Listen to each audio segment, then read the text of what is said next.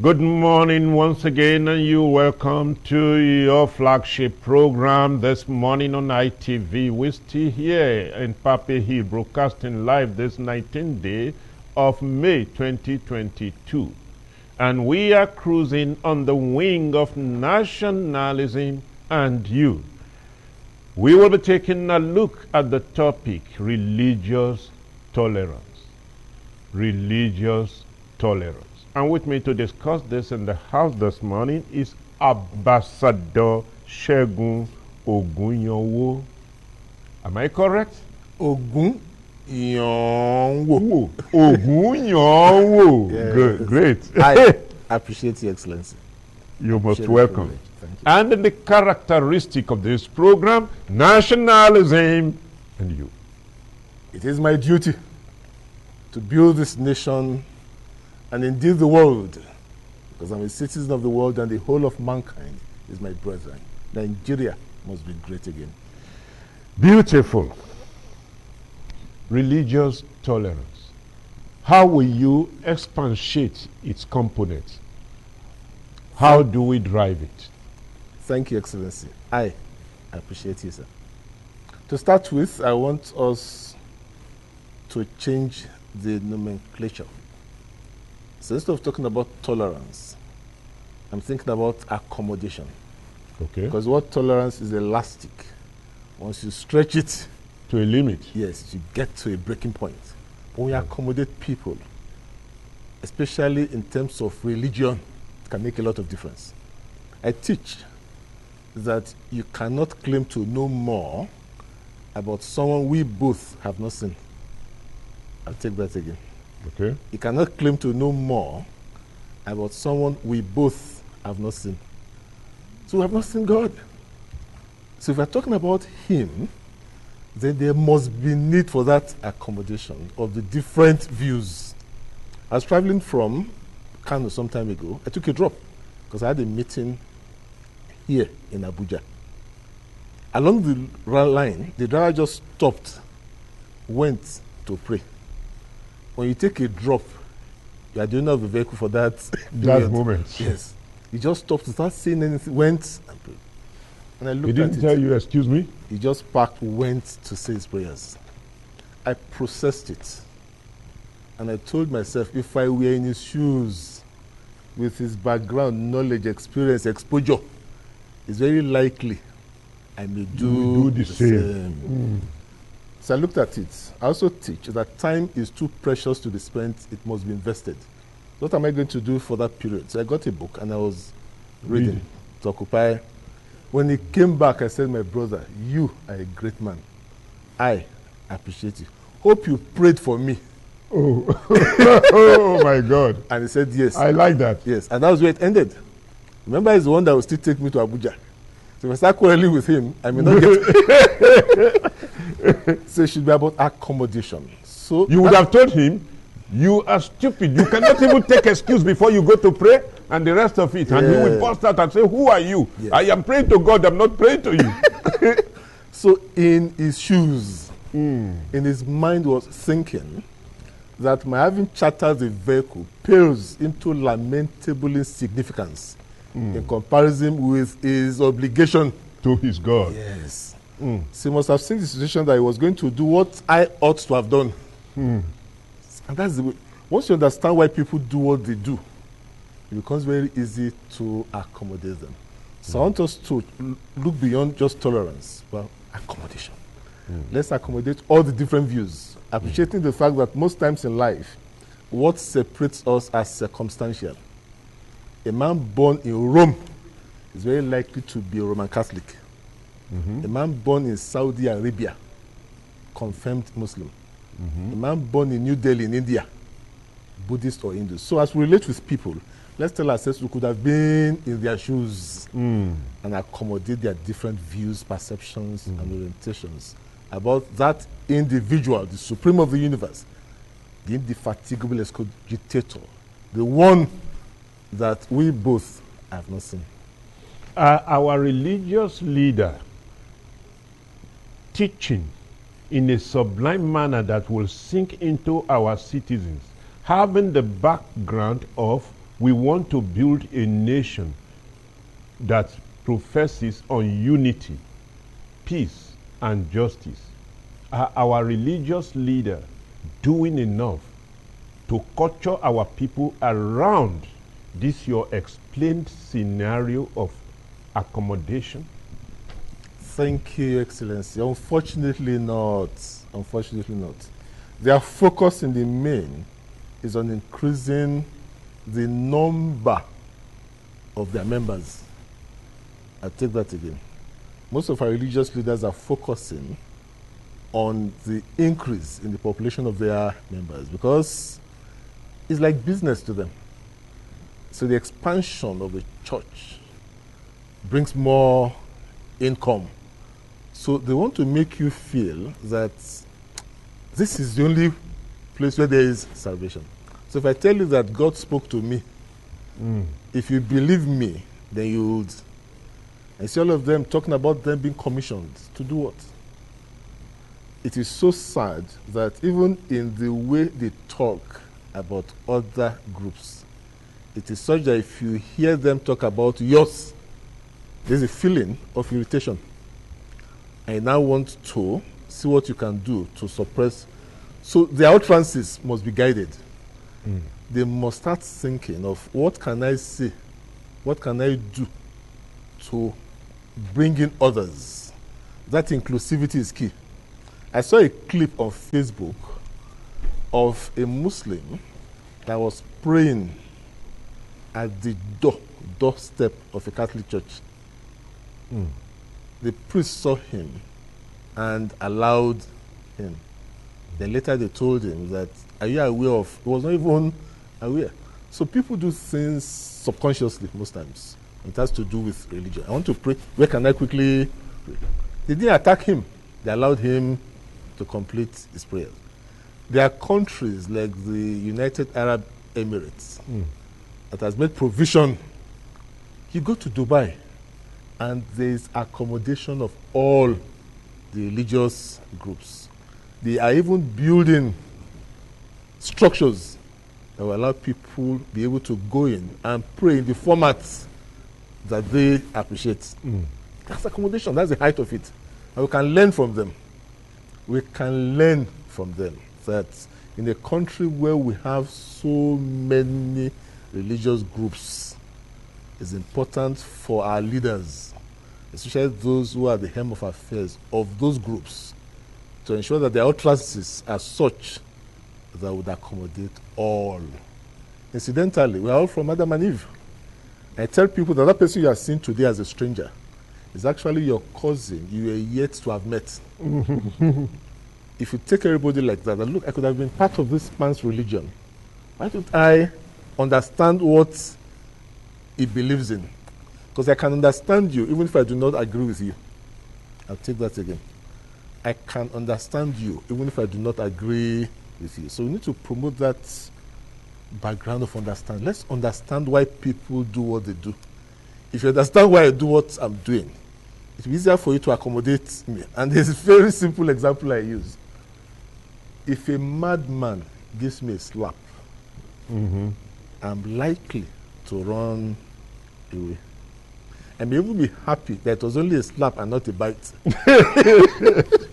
Because I understand the situation. There's a normal person I want to. Once we understand people, why they do what they do, it becomes easier for us to accommodate them. Very well.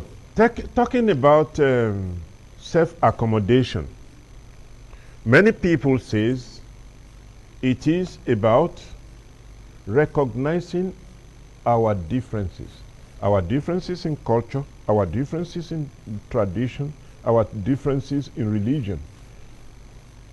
So, therefore, if you are in a Muslim, preponderantly Muslim community, as a Christian or as a someone of other culture, maybe atheist and things of that nature, then if you're a Christian, you are in preponderantly Christian community and that kind of a thing.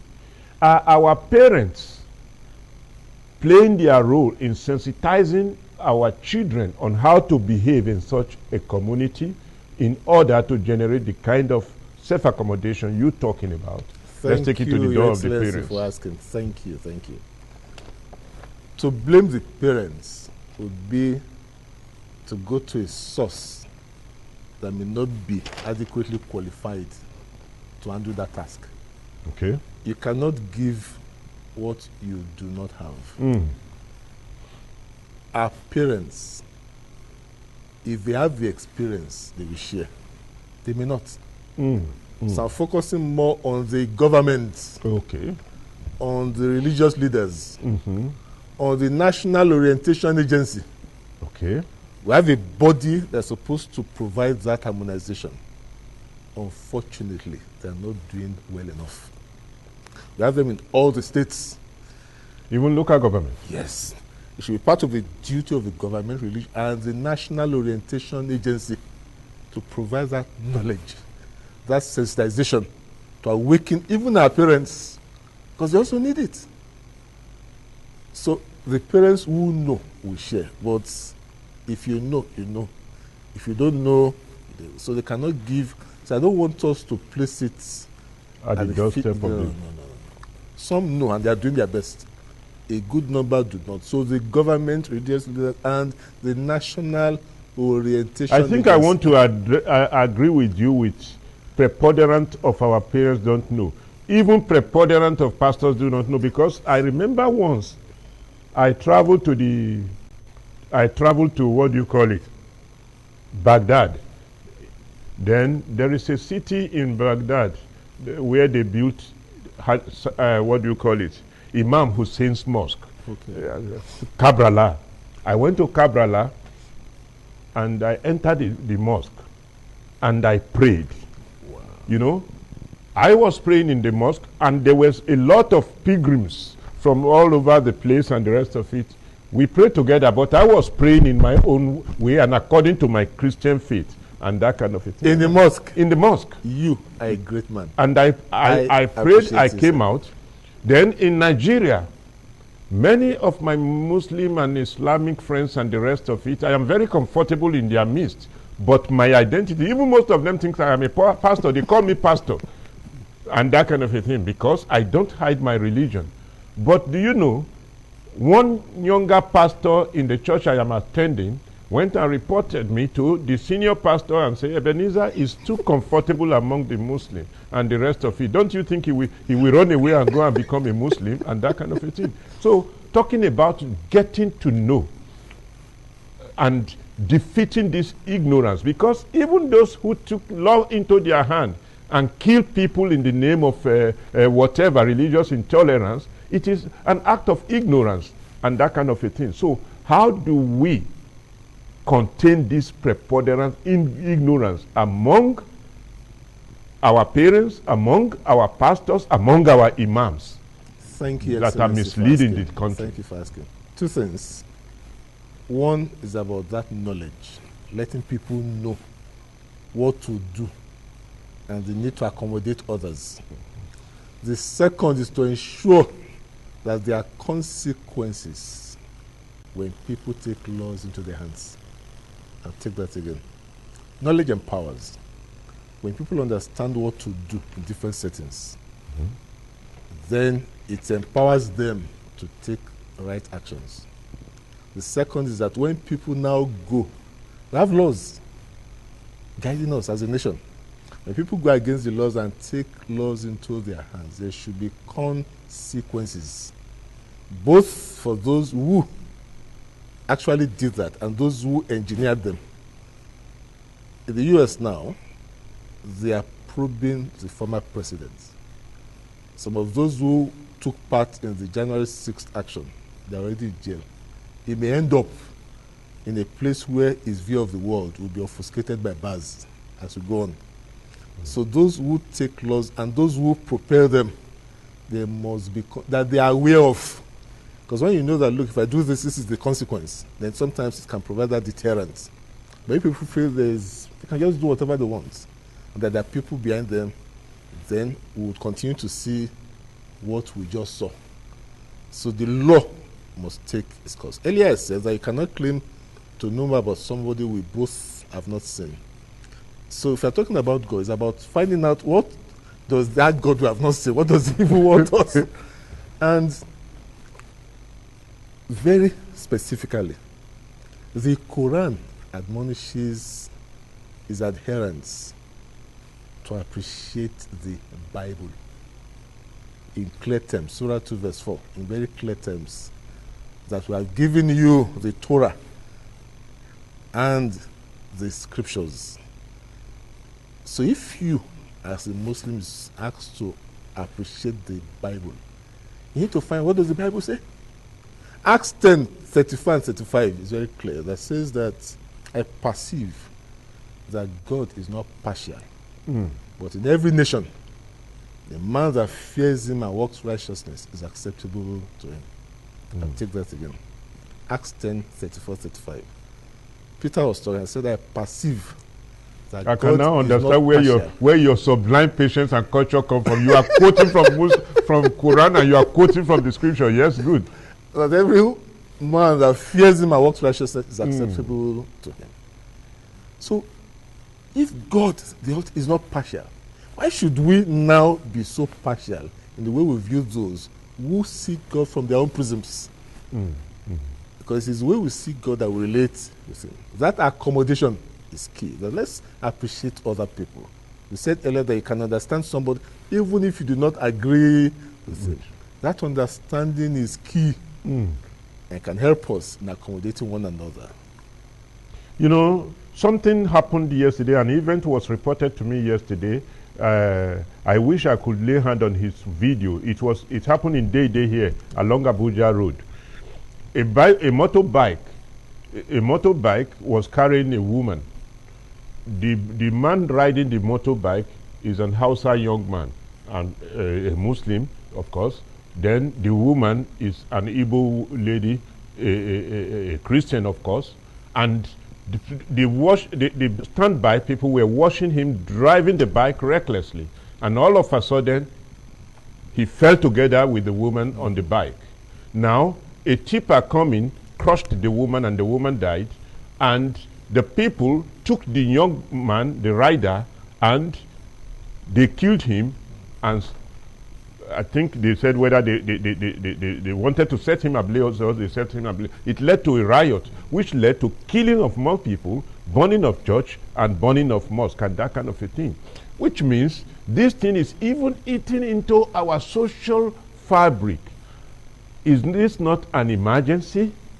What are we supposed to do as a nation, as a government, to contain this in a drastic manner? Thank you. That is very pathetic. Very pathetic.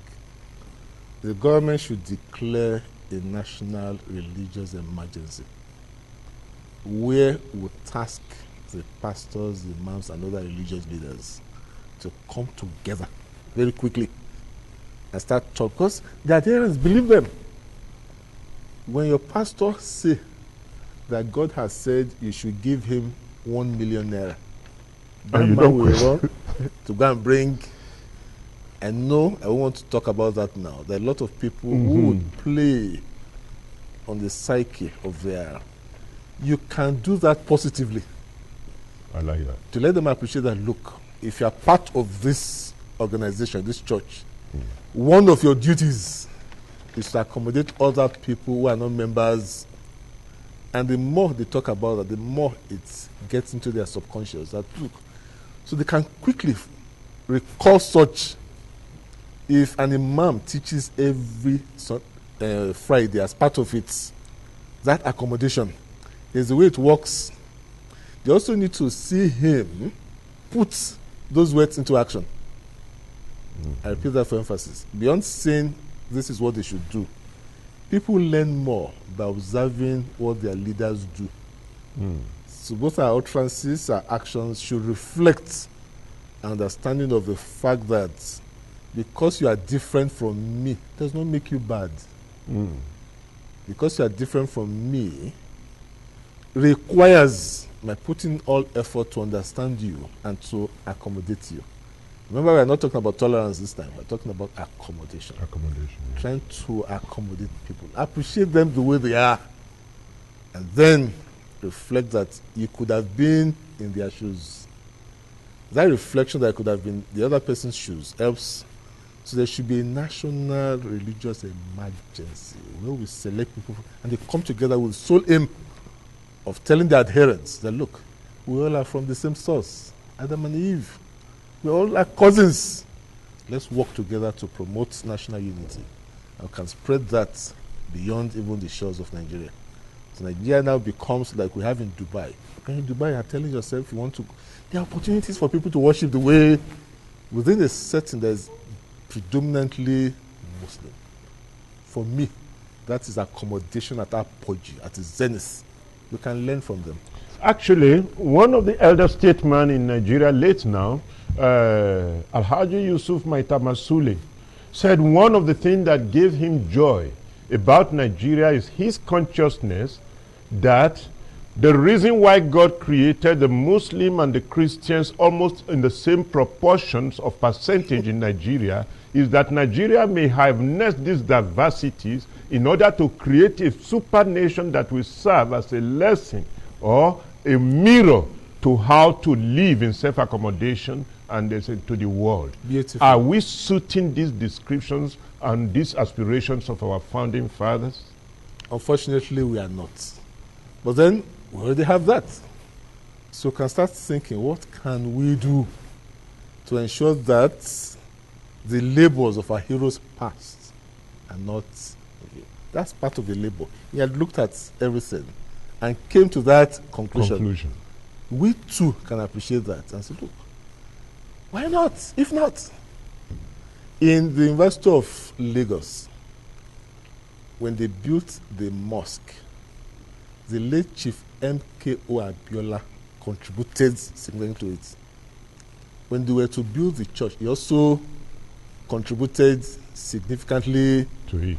Unfortunately, some felt that it wasn't a true Muslim. For him, it was thinking in line with what we are discussing here. That, look, let there be provision for people to have a befitting place to go and worship their God. We must think along those lines for this country not to come to its end, because there's nothing that can be as divisive as recently we watched an imam.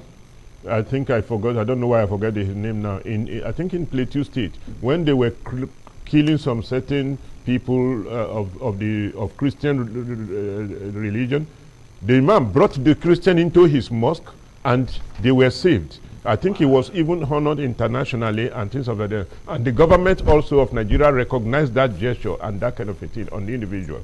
Now we have a national orientation agency, which you have alluded to, that's supposed to play this role. And we have in place a government that came into office with the mantra of change. And many Nigerians presupposes that coming with mantra of change, the first thing will be to re-engineer a new national consciousness, a new social, cultural, and the rest of it, consciousness that will drive the front of affinity and self-accommodation. What do we do? How do we rejig the National Orientation Agency to play her role? Because don't forget, National Orientation Agency started like as a project of mass mobilization under IBB before it is now institutionalized. And then when it was headed by Professor Jerry Garner, we saw what it had achieved. Nigerians were so massively galvanized into a kind of national spirit and that kind of a thing. How can we recreate a better national spirit from using national? This is almost your last question. Thank you. Yes. I appreciate you. To start with, the mandates that they were given, there is need to revive it and then support it with funds. As one of the directors of National Relations Agency some time ago, I was asking him questions. He said he's one heading the training department. For years, they've not provided them any fund for them to do. So when you give somebody teeth and the person does not have what to eat with the teeth, then the teeth may decay. They need to be empowered. It's not enough to have budgets. Those budgets must be backed up financially. And once they are rejigged, as you are saying, it's important for them to identify, like that imam you mentioned. There are a lot of imams who have seen it from that prism, that look, let's take care of the Christians. The Christians who also, we need to identify such people, celebrate them, bring them to the national frontier, let people see. As a mirror. Yes, examples, you can emulate the examples. And they need to identify such people, whether there are funds for such or not. Let the National Orientation Agency be conscious of that their mandate. They are being paid monthly, even though they may not have funds to carry out. If they are sincere, they can actually reach out to well-meaning Nigerians in their different domains to support their efforts, and then provide, as it were, a role of honor for those who are supporting them in the different states. People like to be appreciated. Let them reach out. There are a lot of Nigerians who want to support credible ventures like that harmonization of our different religious views, identifying those who have shown by example that they can accommodate others, and then bring them to the limelight. Let us celebrate them together. Let them get honors for doing what they ought to be doing. If you have one word for Nigerians and for the government regarding how to build and drive this front of self-accommodation, which I perceived you yourself have internalized, and many Nigerians have internalized, what would that word be? We're rounding up. Loving your neighbor is proof that you love God. You cannot claim to love God if you do not love those you are seeing. Remember, we cannot see God.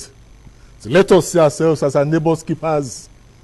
In all affairs, let's accommodate one another and ensure that Nigeria is great again. That is your message to Nigerians, to the government? To the government, let there be the political will to ensure that there are consequences to those who, in their bid to carry out their religious beliefs, if they go outside of the law, they should know what the consequences will be and back that up so I can see clearly. That will now provide deterrent for others who may want to toe that path. Thank you very much. We have been talking with Ambassador Segun Ogunyowo. And it's been wonderful talking with you, and we hope that when we will have opportunity to beckon on you again, you will make yourself available to us. A privilege this has been. I appreciate you, sir. Yes.